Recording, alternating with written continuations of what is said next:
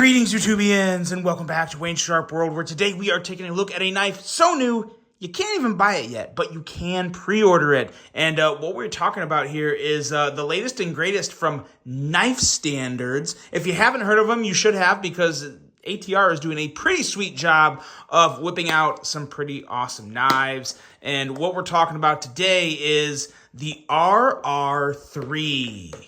Take a look at this beauty. Now, before I go any further into this review, I'd like to thank you guys for tuning in today. If you like what you see, please do me a huge favor, hit that subscribe button, follow along, and I will continue to bring you the content. Now, let's take a look at some overall specs on this knife right here. But before we take a look at the specs, I do want to specify the case that this knife was sent to me in. I don't know if this is going to be the actual packaging for it. I think this was just a nice protective hard case that they're passing the prototype around in. So I don't know exactly what the packaging will look like. So just if you do pre-order it, don't expect to get this case. It might be something you get, but I don't know. So we're focusing on the knife today. And we are looking at an overall length of 7.4 inches, a blade length of 3.2 inches, and a blade thickness at 110 thousandths.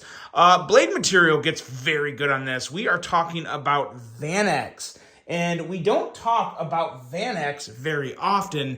What Vanex is probably the best steel you can get in terms of corrosion resistance. It's one of the best performers in corrosion resistance in the entire market for any steel. It is right up there with the absolute best of them.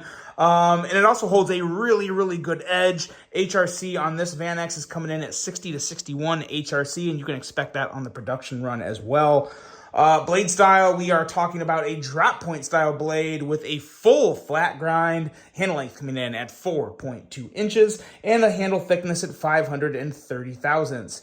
Handle material on this, now this will kind of vary from model to model. This is actually the Frosty edition, so we are looking at titanium and fat carbon with some really nice blue and white mixed in there. So nice little mixture of colors there. We have a very nice inset liner lock, a user of a left or right hand tip up carry. As you can see, it's got the wire clip going on there, making that lefty or righty switch very easy. Weight coming in at 4 ounces, designed by ATR of Knife Standards. And a price. So the prices right now are actually reduced for the pre-order. If you pre-order them, you can get them at a discounted rate. For example, this version is coming in at $335 for the pre-order, but if you wait until after the pre-order, then you're going to pay $350 if you want to get one. And there's, I believe, four, maybe a couple more, 4 to 6 options. I can't remember exactly. I browsed the listing online a few days ago, and it's kind of escaped me. But 4 to 6 options for this guy. Last day to pre-order is June 30th. So I'm going to be uploading this on the 20th, so you'll have plenty of time to get your orders in, or maybe the 20th or 21st. But either way, you're going to have plenty of time to pre-order, and I would not have a problem if you did pre-order this. This is a knife that I can get behind for a few reasons, and we're going to talk about all of them here right after some size comparisons. Let's take a look and see how it stacks up with some other knives. Let's see. What first comes to mind is this guy right here, the CJRB Premium Pyrite, or any Pyrite. This is the Bowie Pyrite, so it doesn't really matter if it's premium or budget. They're the same size.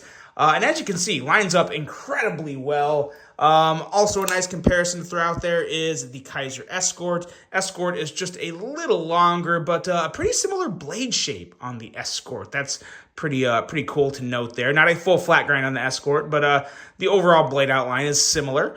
So that's cool. You guys know I love the Escort. Probably just more of a reason why I'm really digging this RR3. Let's bring a couple more out here in case by some crazy chance you've never handled a Pyrite or an Escort. You've probably handled a Civivi Elementum. And the Elementum really is not that much shorter. It is definitely noticeably shorter, but it's not that much bigger. And the Civivi Sakoke is also a very, very nice option here.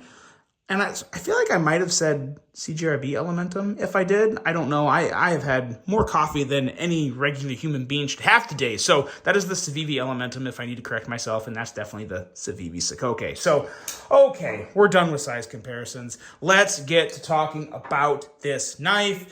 And there's a lot to talk about it because Knife Standards is really good at nailing the fine details of a knife or putting in unique details, something you don't see all the time on knives, and you have a couple of those here.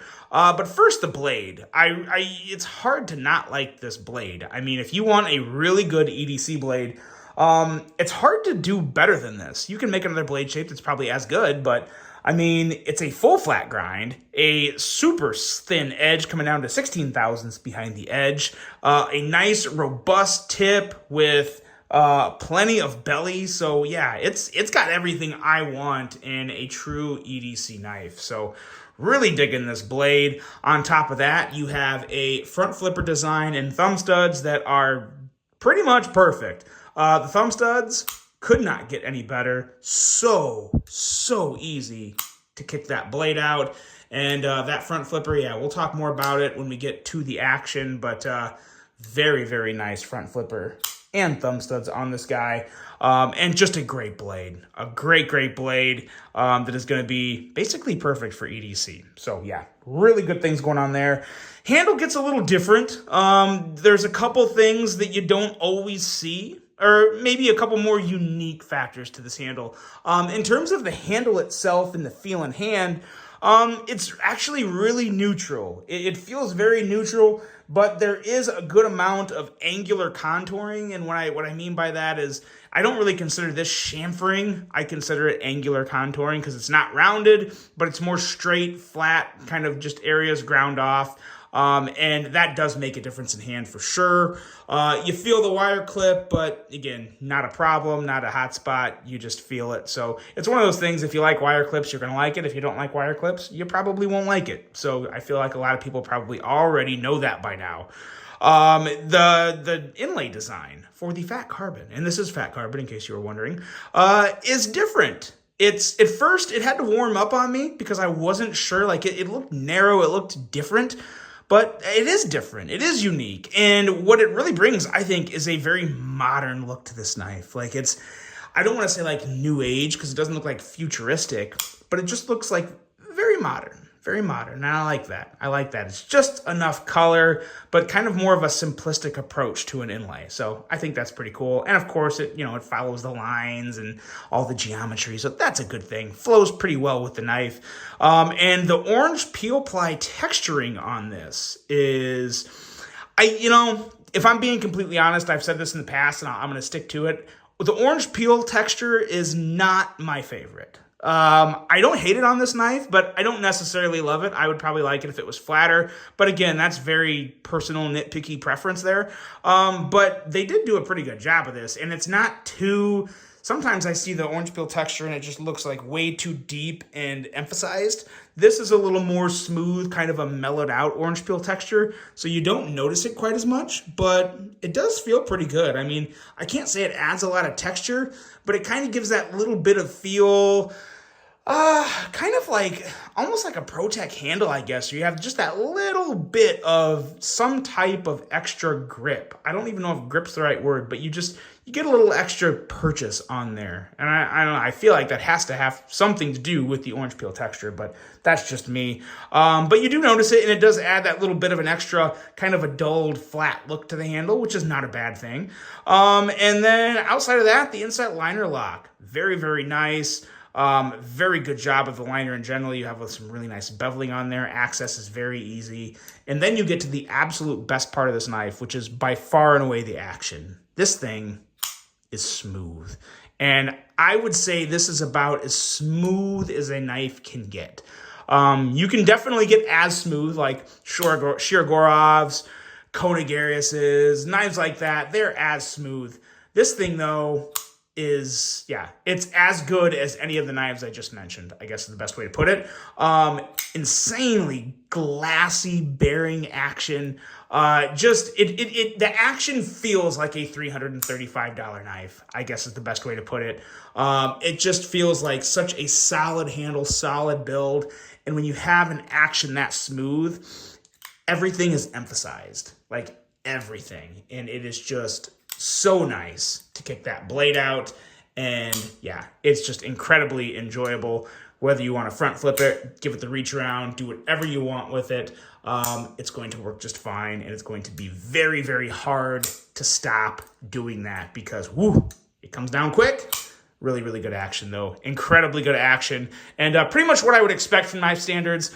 Very, very premium knife here. And at the end of the day, I think it's a great knife. So you guys let me know what you think of the RR3. I know there's been obviously the RR, and I believe the RR2 most likely has been out there.